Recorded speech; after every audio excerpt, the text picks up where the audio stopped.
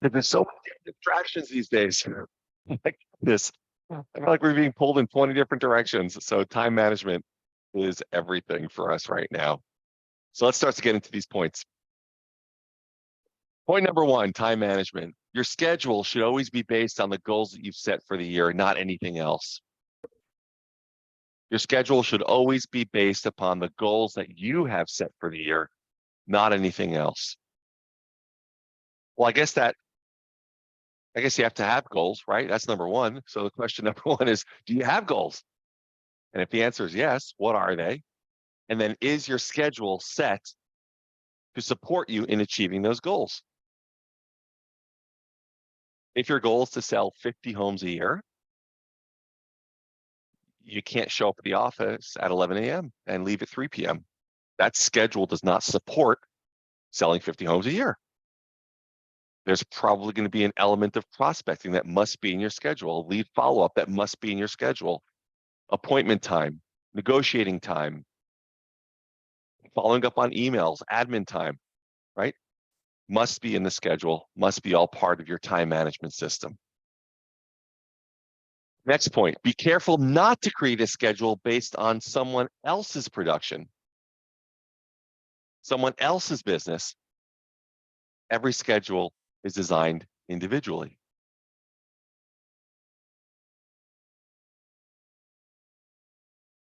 So if you are, let's say you want to do 50 transactions a year and you're currently doing half that, you're currently doing 25. Do you just adopt someone else's schedule that's doing 50? No, you've got to create your own. It's got to be based upon your business, your production. What if somebody doing 50 deals a year is doing it all off of past client center of influence because they've been doing this for 30 years and you're 5 years in the business and your 50 deals are going to come from prospecting, heavy duty prospecting, different schedule, different kind of prospecting. Next point on schedule, on time management. Having a precise schedule can solve almost every production problem you have, provided you follow it. Do you guys know? Let me just put a little sticky note here. We all kind of know what to do to have a successful business, right? We all kind of know the ingredients that go into what it takes to have a successful business. We got to do our lead gen, our prospecting, right? We got to follow up. We got to go on appointments, got to negotiate contracts, got to manage escrows. But do you devote the time? Do you carve out the time to being able to do that successfully? If you don't have a schedule, it becomes really hard to do all the things that you must do throughout the course of the day. You can't just fly by the seat of your pants and expect to get a ton of stuff done. So this point, having a precise schedule can solve almost every production problem you have, provided you follow it. All that's really saying is that you can't expect to be productive and not have a schedule. You can't be poor at time management and expect to be effective. So Mark, sitting over there, I know you're on mute, Mark, but just wave for a second so people know who Mark is. You're there. So Mark has a commitment to talk to 50 people a day, which you're doing every single day. Sometimes it takes you 3.5 hours or 4.5 hours, but no matter what, you will talk to 50 people a day. You'll dial the phone 400 times a day through the auto dialer to have those 50 conversations. You are following a precise schedule. You can't just show up and expect 50 contacts to happen. It doesn't happen on its own, right, Mark? That's right. You are devoted to following a schedule so you can make that happen.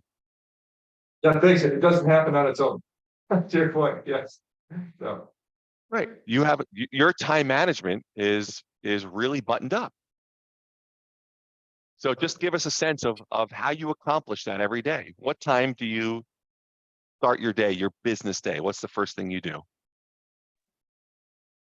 Thanks. 8 a.m. is the role play practice. With the 8 a.m. to 9 a.m. is role play. Okay, Script. so 8 to 9 a.m. role play. Is that every day?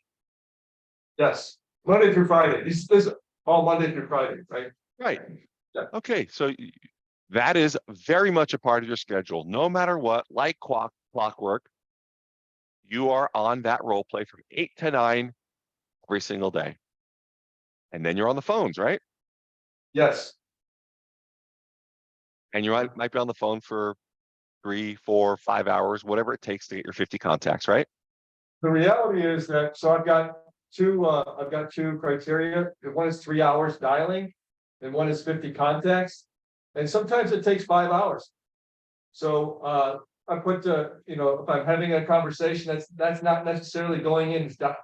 So, anyways, yeah, it takes up to sometimes it takes all day. Sometimes, yeah, Right. sometimes.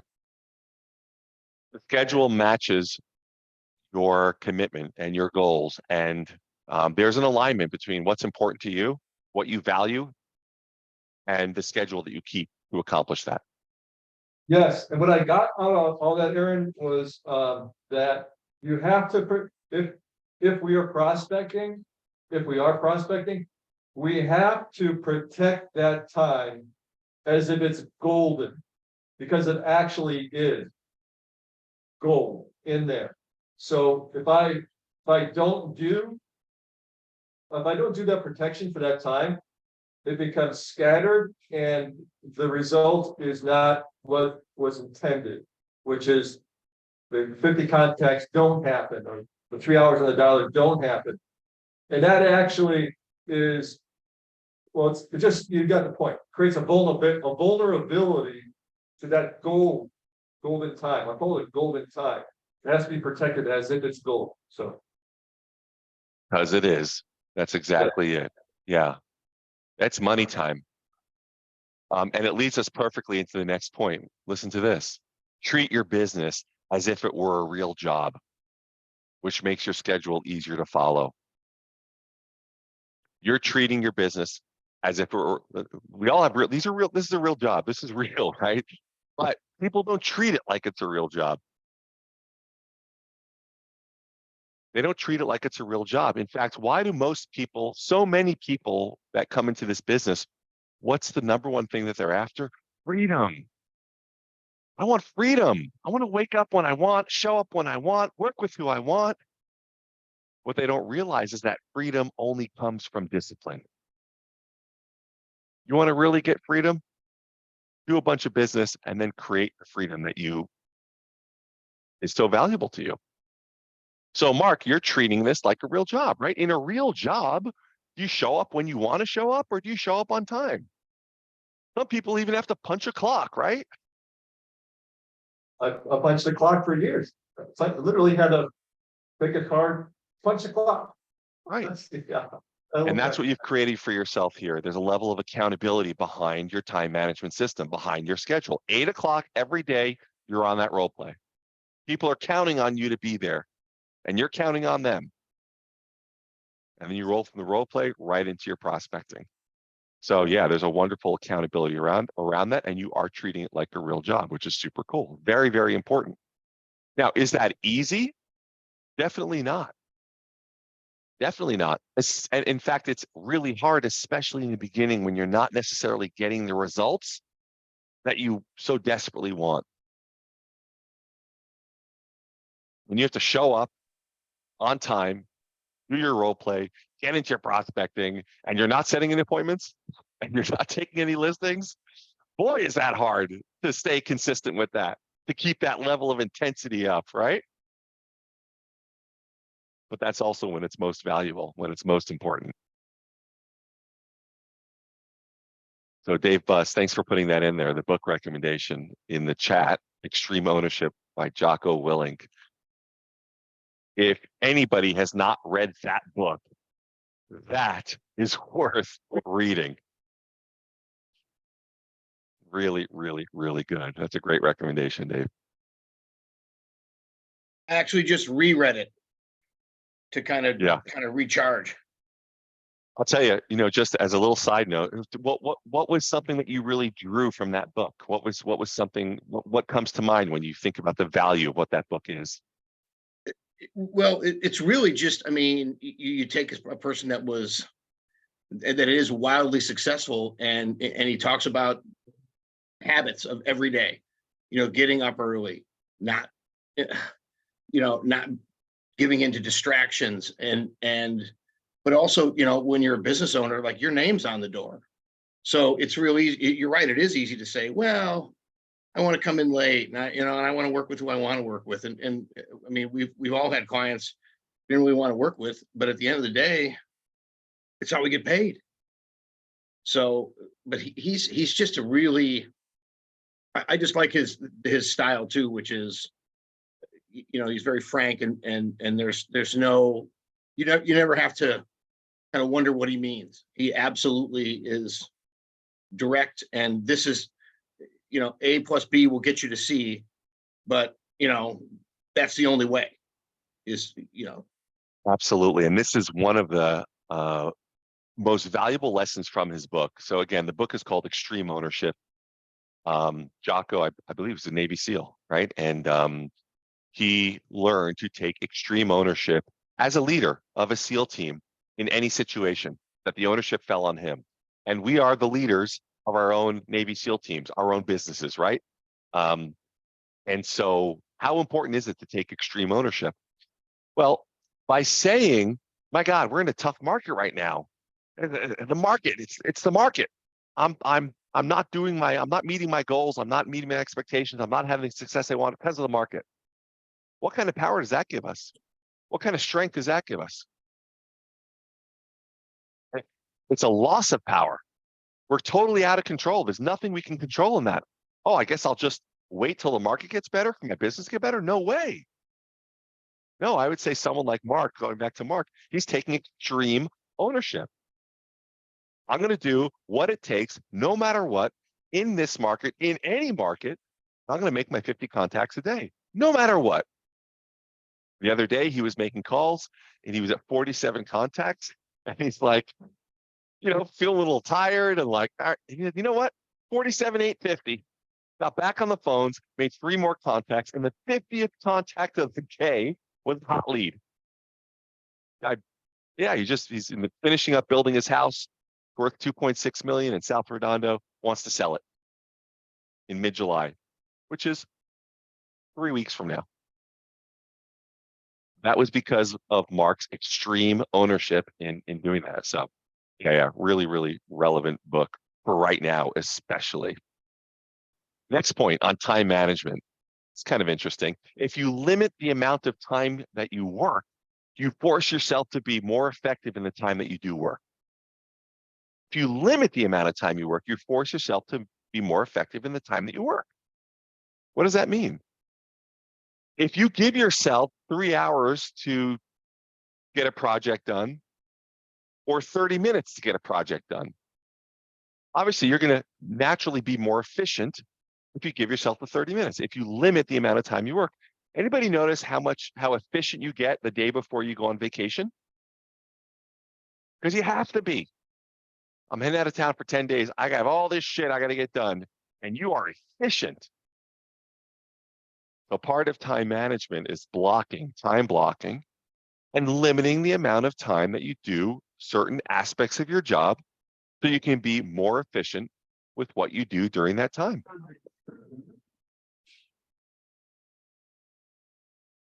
Next point. Keep track of your time, hour by hour, for 2 weeks to identify the strengths and weaknesses of your time management system. So this is called a time versus motion study. What you essentially do is you take a piece of paper and you write down on the sheet of paper, 8 o'clock, 8:15, 8:30, 8:45, 9 o'clock, 9:15, 9:45, whatever. You just go through an entire day and you start writing down what you're doing throughout the day. You want to really get a good handle on time management. You want to get a good handle on whether you're being efficient with your valuable time. You want to understand if you're actually what your schedule realistically looks like, if it's sensible or not. Do this time versus motion study. Write down everything you're doing throughout the day. I've never done it for 2 weeks. I've done it for a week before, and it blew my mind. Two things end up happening. Has anybody ever tried this, by the way? So two things happened to me when I tried this. I highly, highly recommend this. Number one, let's say you were to do it today. Right now it's 11:17. So you write down, 11:30, 11:45, 12, 12:15, 12:30, 12:45, 1. Write down the day. And just write down, on Zoom call, right? You get off the Zoom call, checking email, you know, having lunch, on Facebook. Like you start, by writing down every single thing you're doing throughout the day, the first thing that will happen, you'll naturally get more efficient with your day because you're writing it down. It's almost like if you're trying to eat better and you write down what you're eating, you'll eat better naturally because you don't want to write down, I ate a pint of ice cream. You'd rather like, I got to write that shit down. I think I just won't eat it. So I don't want to look at it later. So by paying attention to your schedule and writing down what you're doing, you naturally will be more effective in your schedule, more productive, more efficient. You'll do, more efficient level activities. The second thing that happens is it completely opens your mind to how much of your day is spent doing productive versus non-productive activities.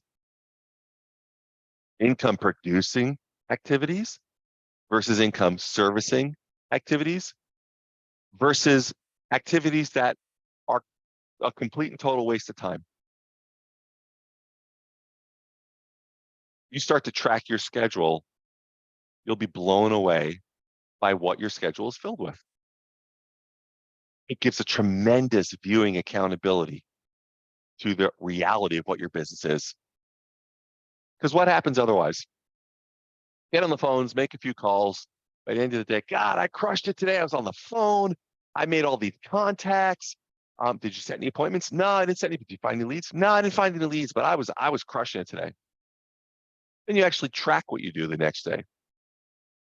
Wow, I felt like I was crushing it, but I only prospected for 40 minutes and talked to 2 people.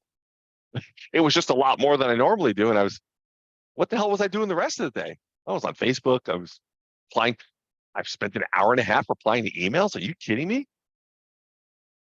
So it gives us just a tremendous, tremendous kind of viewing accountability to the reality of what we're actually doing with regard to time management. So highly recommend trying that, even just for a day. You'll be blown away by what you find. I did it recently and I realized how much time I was wasting on emails. I thought, what a time suck these stupid emails are.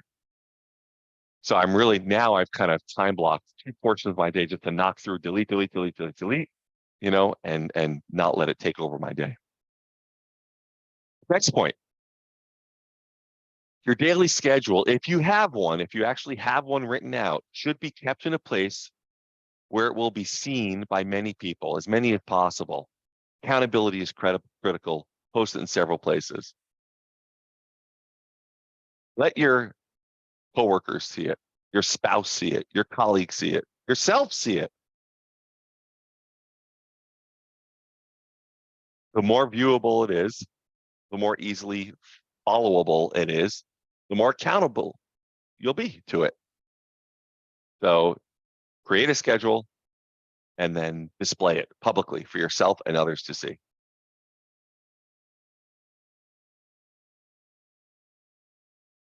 Next point, to create a stronger focus on personal motivation and time management. Where are the places you'd like to go, the things you'd like to do, and the things you'd like to have? In other words, to really get efficient with your time management system, to really have a motivation to follow a schedule, it helps to be clear on what your goals are, what you're actually trying to achieve. If you don't have any goals that are really going to inspire you or excite you, why would you want to follow a schedule? Why would you want to have appropriate time management to be efficient with your day? So this point is really kind of alluding to the fact that by having an understanding of what really gets you motivated and excited, it will motivate you to want to follow a schedule. It will motivate you to want to time block. It'll motivate you to want to have a skill set in time management. And one way to figure out what motivates you is to answer those three questions. Places I like to go, things I like to do, and things I'd like to have. I don't know, he's not on the call today, but I was chatting with a friend of mine, Amir, yesterday, and Amir just told me he put a pool in his backyard. Pools don't just appear without some planning. They don't happen without money being able to pay for it. He had a level of motivation. He wanted to do that for his family, for his children, for himself. And it was a plan, and he was motivated to do it. And it was something that he wanted to do. So he created a schedule and was committed to developing business so he can do that. Next point. Not having strong personal goals and objectives will always cause a time management problem. Not having goals, not having objectives, that will always create a time management problem.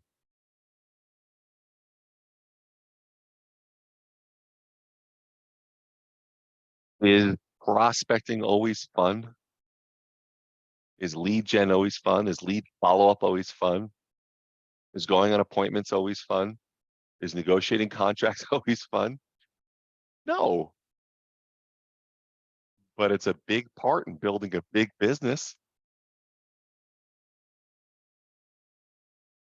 And it sure is a heck of a lot easier doing all those things at an extraordinarily high level if you have personal goals and objectives.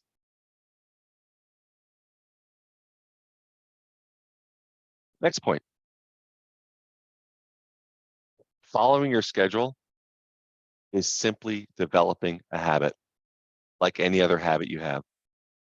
The more often you do it, the easier it becomes. But remember, it takes time to create a habit. Maybe in the beginning, it's a little bit of a slow roll, right? You're developing a new habit.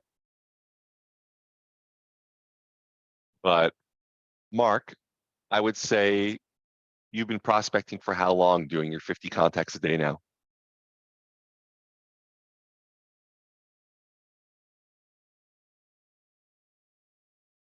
Sorry. It's okay. It's been, I think about 3 months at 50, and before that was like maybe 2 at below 50. But Yeah. So you've developed that habit. It's just been developing a habit, right? And Yeah. I think that habit is developed right now, is it not? Well, the word that comes to my mind is constitution. You become constituted as that activity, whatever it is, that's the habit. Yeah.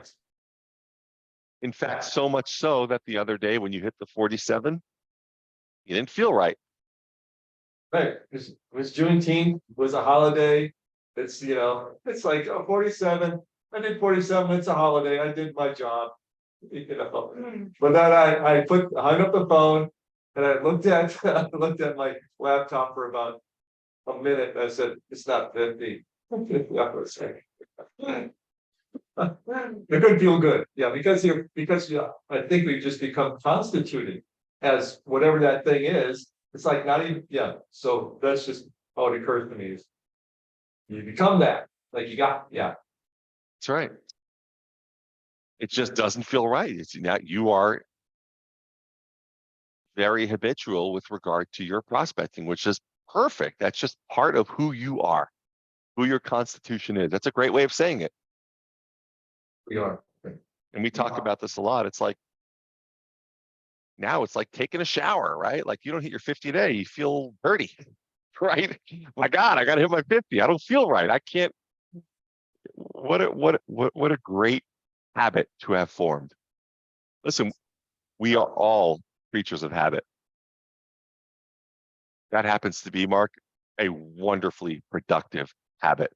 Your habit of showing up on role play every day is a great, productive, um, success enabling habit.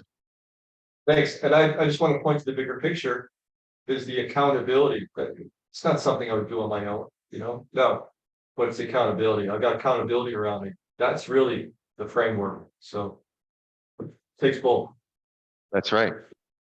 Between you and Jackie and It's all about accountability makes it all. Yeah, absolutely.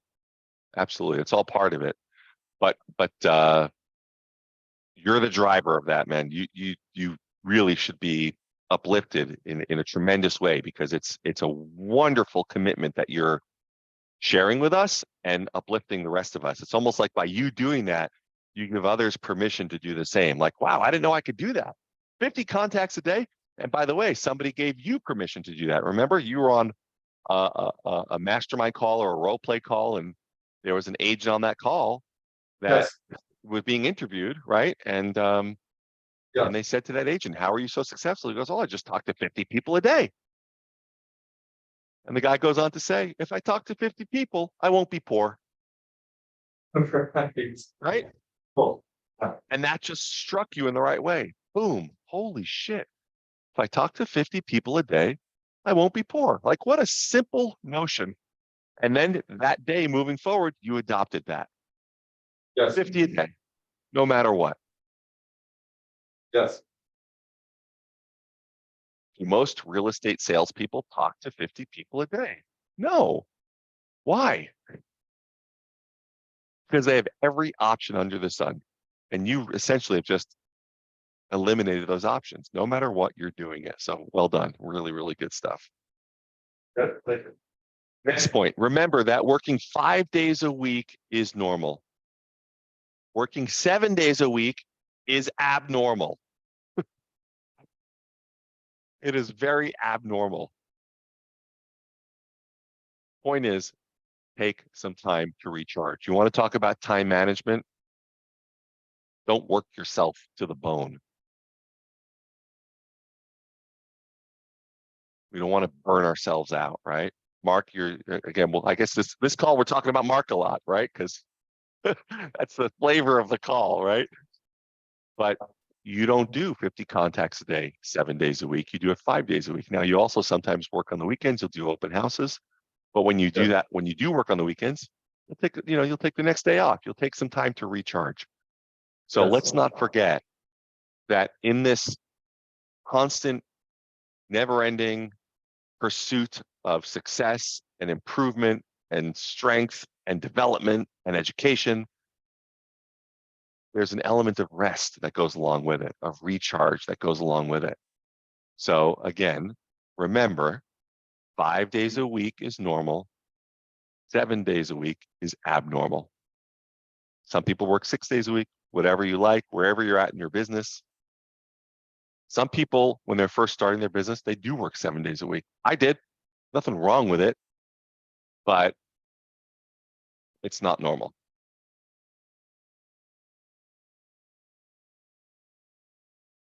And the next point. So there are 3 segments to a productive agent's day. 3 segments. The first is the morning routine. It's from the time you get up until about 11:30, right? 11:30 or 12. That would be the prospecting portion of the day, the lead generation point of the day. The second segment is early afternoon from about 12 to 3. That's prepping for appointments, lead follow-up, lunch, returning, administrative work. And then the third portion of the day is presentation time from about 3 p.m. to 6 or 7 p.m. Presentation time. That's when you're working with buyers, working with sellers, going on appointments, showing property, giving listing presentations, all that good stuff. So again, this is a call about time management.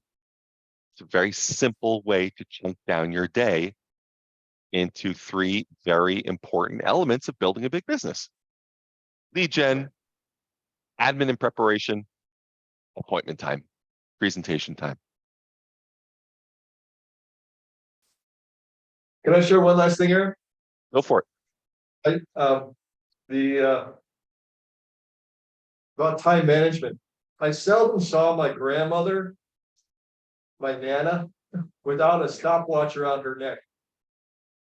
Her literally, she was an engineer, and literally her specialty was called time management. And there's a whole industry built around that. So it's interesting. She did it for the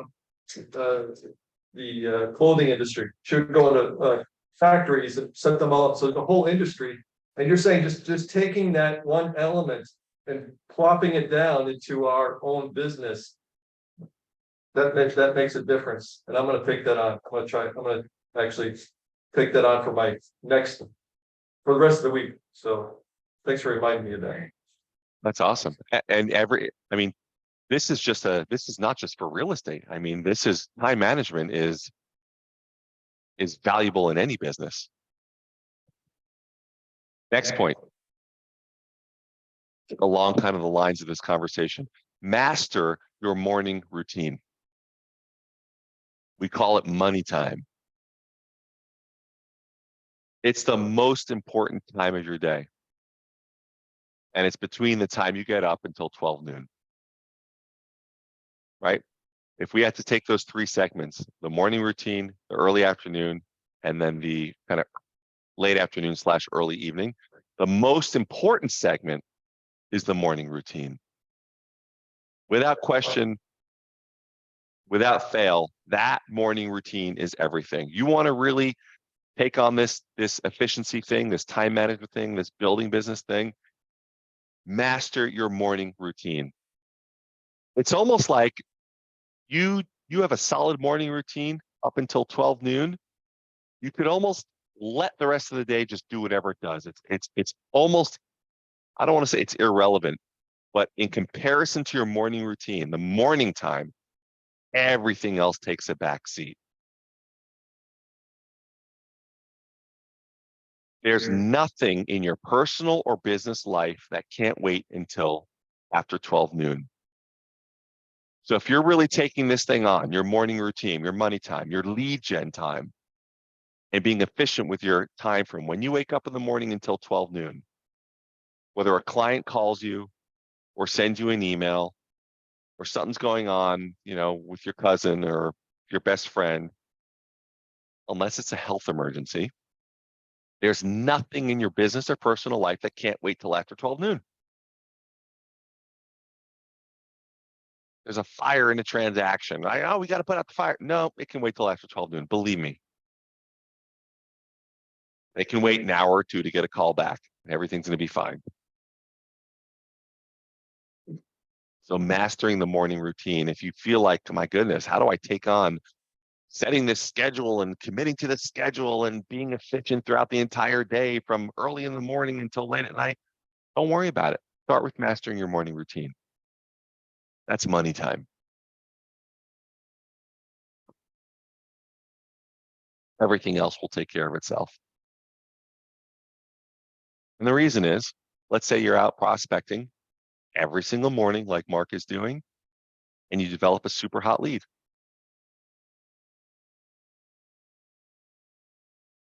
Naturally, you're going to want to set an appointment, go on that appointment throughout the rest of the day and take that listing or whatever has to be done. It takes care of itself, right? Everything else takes care of itself, but it starts with that money time in the morning. Next point, your morning schedule should be untouchable, concrete, intense, productive, but untouchable. Mark, role plays on your schedule every morning, no matter what. You will not miss it. You will not flake on it. You will not be somewhere else. You will not schedule anything else during that time. If you have to do something, go on an appointment, whatever it is, you will schedule it after 12 noon. That's just who you are. It's just what you do. Now, again, let's be realistic. If there's a health problem, an emergency, fine. Goes without saying, health first, family first, that sort of thing. But otherwise, meeting a client, doing this, doing that, whatever it is, everything can wait till after 12 noon. Your morning schedule is untouchable. That is the most valuable appointment that you have every day on your schedule, and you respect that, right?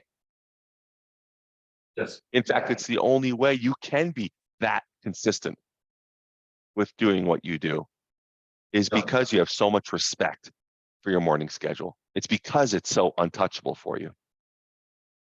Yes. Golden time. Yeah, it really is. It really, really is. We'll do 2 more points and then wrap up time management. Next point, the afternoon schedule should be set aside for lead follow-up, previewing property, pre-qualifying buyers and sellers, going on appointments, and if you have additional time, prospect. There's a certain priority to what we do every day, right? The Mark calls it the golden time, I call it the money time, but the morning schedule, it's that untouchable schedule, right? Then in the afternoons, you check your emails, you do your lead follow-up, you go on appointments, you preview property, you work with buyers, you work with whatever it is. But guess what? If you don't have any appointments and you've checked all your emails and you're caught up on your tasks and your duties and everything else, and you have additional time, and you also happen to have a goal that really rings your bell, that really motivates you, that really gets you excited, you can prospect more. That's okay. It's okay to fill up an extra hour or two prospecting of lead gen, right? By really having a schedule that works, by being respectful of time management, it frees up your schedule to do things like that if you so choose. And the last point with regard to time management, since we can't let anything interrupt or delay a listing appointment, don't let anything interrupt your morning prospecting appointment. Prospecting is the core of the business that makes everything happen. Right? If you have a $5 million listing appointment at 4 p.m. today, do you think you would let anything interrupt that appointment? Of course not.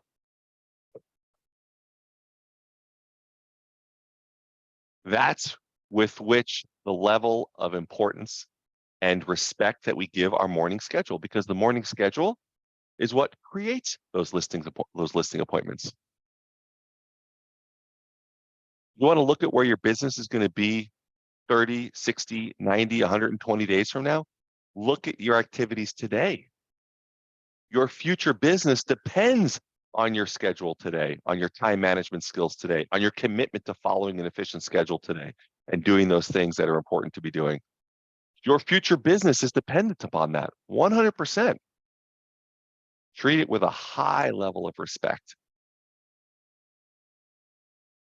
Same respect that you would give a $1 million or $2 million or $5 million listing appointment. A meeting, if you're meeting a buyer, they're going to look at $1 million property, a $5 million property, whatever it is. That appointment to show that property to buyer this afternoon or whenever you're doing that, you're not letting anything interrupt that appointment. Oh, I've got to buy a new pair of shoes. I think I'll just flake on that appointment and go to the mall and buy some shoes. No way. Are you kidding me? There's priority to this thing. That's what the morning schedule is. This is a call about time management, but it's also about doing the appropriate things with that time that you have now carved out for yourself. So I guess all roads, these conversations always lead back to lead generation, right? Always lead back to some form of lead gen, whether it's prospecting or any other fashion that you generate your leads, with how you generate your leads. So that's the few points that we're going to discuss today regarding time management. Anybody that wants, just kind of open the mics. And is there anything that you guys are dealing with regard to time management or any other aspect of the business that we can support you on? whether it's questions about prospecting or lead follow-up or schedule, or going on appointments or negotiating, or working with buyers or sellers or mindset, or efficiency. Anything at all. Anybody got anything that we can tackle as a group? I have a question. This is Go Nick for it. from Alexander Luck Properties. Hello everyone. So my question is, how do you, I guess, approach a buyer or potential buyer into signing that exclusive right to purchase or sell contract? Or in my case, it would be like a purchase contract. Are you asking about a purchase agreement to buy a piece of real estate, or a buyer broker agreement to work exclusively with you as their real estate agent? The second one, yeah, the buyer broker agreement. Got it. Okay. So there are buyers that some of them just don't want to commit to an agent, right? They just, oh, I'll just go to the listing agent directly, right? That'll give me a better shot. So Nick, what I would do is sit down with Amir or with yourself and identify what it is that you do to serve a buyer at the highest level. Really identify the 2 or 3 or 4 or 5 or 10 things that you do to provide like A+ high level service to your buyers. Okay. Write them down. And then, for instance, like for our team, what we will do if we have a buyer that is committed to working with us, and we've had that conversation with them, we actually don't use buyer broker agreements. We will have a conversation though, shake hands, and that's our agreement. It seems to have worked well for us, but a lot of people use buyer broker agreements, and it's great. But for instance, when we have a buyer that our team is working with, and that buyer is committed to working with exclusively with us as their buyer's agent, we will network with other agents looking for off-market inventory. We'll identify on a map the area that they want to move into, and we will door knock the entire community or send mailers to those homeowners seeing who wants to sell, or cold call an entire community finding homeowners that are off market that want to sell. Like you can actually put together a plan of what you are willing to do. And you could say, hey, these are the 10 things that we are willing to do to support you in your home buying process. And the only thing we ask in return is for you to be committed to working with us and exclusively with us. Fair enough? Once you really establish what you're willing to do and the level of work and commitment you have to that buyer getting a property and having a successful purchase, it would be crazy for them not to agree to work exclusively with you. If they don't agree to working with you after you deliver all that, it's not even a buyer you want to have. That's somebody that's treating you like a doormat, and we don't need that. All right. Thank you. So really just sit down and identify those things and just write them down. Actually, it's interesting. I was talking with Amir yesterday, and he said, hey, Aaron, like sometimes these listing agents are only offering 2%. How do I get my 2.5% or 3%? And so we chatted for it. And what we came up with was this: create a presentation for the buyer to really illustrate to them how it's going to benefit them for you to make your full commission. Such as, and this is what we came up with. Listen, Mr. Buyer. So Nick, let's say you're the buyer. So Nick, listen, I want to just kind of give you a little viewing accountability of what goes on behind the curtain in real estate so that you're aware.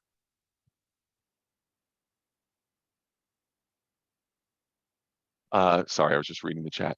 So Nick, I want to just give you a little kind of explanation of what goes on behind the scenes here in the real estate industry. So most of the time, we will get paid somewhere between 2.5% and 3% on every listing that we show you to, bring you to as a buyer.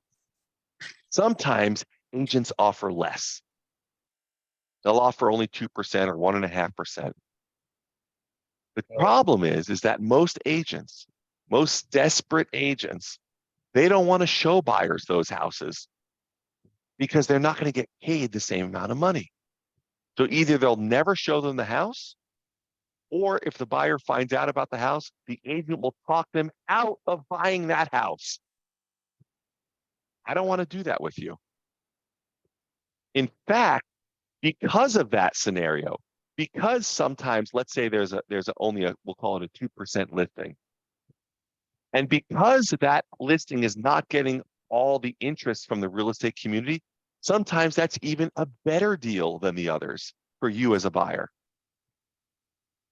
So we really want you to see all the listings. No matter what they're offering, I want you to see all the inventory, and I want to make sure you get the right deal. In order to do that, I just need to know from you that I'm going to be compensated fairly. Because my whole goal here is to make sure that we get you the best property, best price. I want you to get a screaming deal. So we're going to just put in part of our buyer broker agreement, which we have here, anytime that we're not offered a standard commission, that you'll just cover the difference as part of the purchase process. No big deal. So if they're offering 2%, you'll just make up the difference, 2.5%. And this way we can make sure that we're seeing not only all the inventory, but especially when I see an opportunity where we can really get you a smoking deal, then we can collaborate together and really move in and make sure we get it for you. Does that make sense? It makes sense. I thought it was 3%. Whatever, Or are you giving an example? whatever you Yeah. want it to be, Nick. Yeah, whatever you want it to be. Okay. It's totally up to you. You engage a client in any way you want. The point is that there are very straightforward, open, honest conversations that you can have with your clients. We took a listing the other day, and at 6%. In fact, took two, one last week and one the week before, both at 6%. We're in a low inventory market. Who's like a lot of people are taking them at 5% because they don't. But I just said I said the same thing to both sellers. They said, "What's your commission?" And I said, "You have two options. You can pay 5% or you can pay 6%. May I share with you why you probably want to pay more?" They're like, "Sure." And I explained to them the value of listing at 6%, that it gives me more resources to be able to sell their home for more, but it really incentivizes the buyer agent. These buyer agents that, represent 1 or 2 or 3 clients per year, that buyer that they're representing might represent 30 or 40 or 50% of their annual income. And you really want the real estate industry, the real estate community working for you, for our listing, more. And in both cases, they're like, yeah, that makes sense. And there are two different price ranges. One listing was $1.6 million. They're like, okay, so it's an extra $16,000, and I can motivate the whole real estate community to like go to bat for us and really sell it for more money. I was like, yep. Like, okay. And the other one was only $350,000 listing. So she says, so it's just going to cost me an extra $3,500 to motivate the agent, agents in the area to bring me a buyer. I said, yep. So the point is that I'm making, Nick, is that just by having an open, honest conversation with people and really sharing with them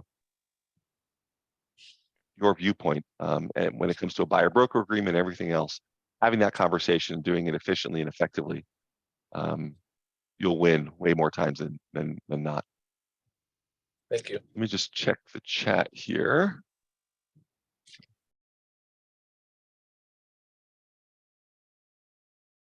Amrita, what are you saying here? Can you elaborate on that?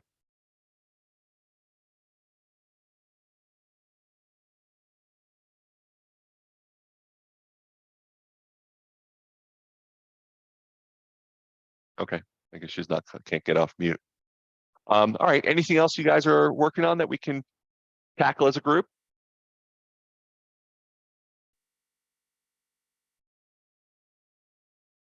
All right, good stuff, guys. Well, I appreciate you being here. Next week, we're actually going to tackle. Let's say it's Next week, we're going to talk about administration and staffing, which is kind of interesting. And that conversation around admin and staffing is not necessarily what you think it is. You don't have to have a team, have admin to have this conversation around administration and staffing.